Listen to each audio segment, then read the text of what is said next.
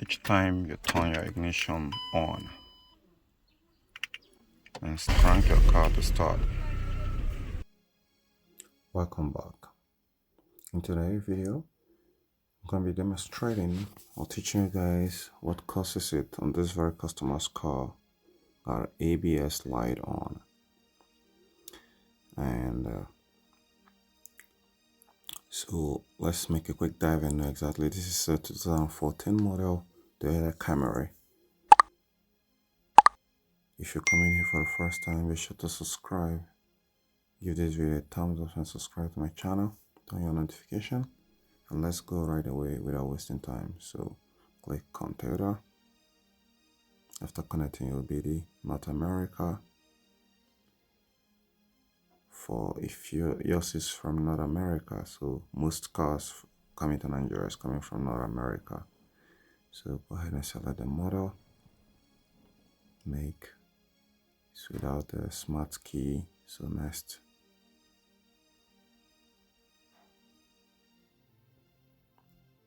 So when you have ABS light on, what could be the problem? Most times it could be the motor, but the motor hardly goes bad.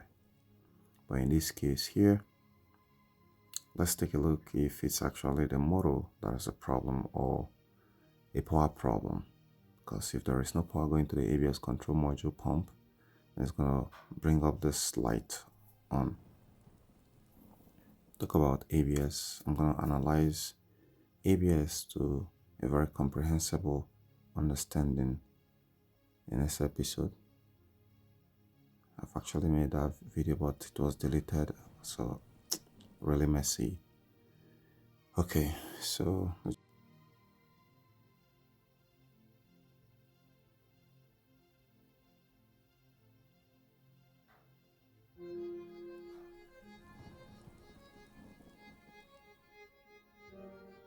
okay, let's still check another. But the main module where we can find the problem.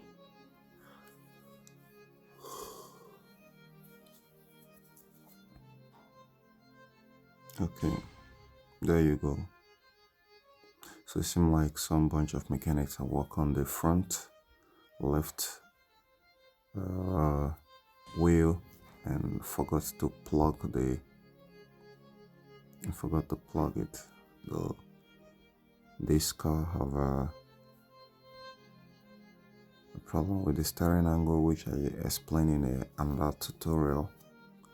So go ahead and watch it. It's a very short, quick video. So this one here has a problem with the driver side front wheel and the rear left passenger wheel.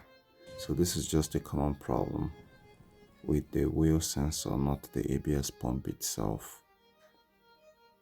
Replacing the sensor, most times it's not connected, the wire is damaged, so go ahead and reconnect it back. You're going to be saving yourself a bunch of money going to replace the part itself.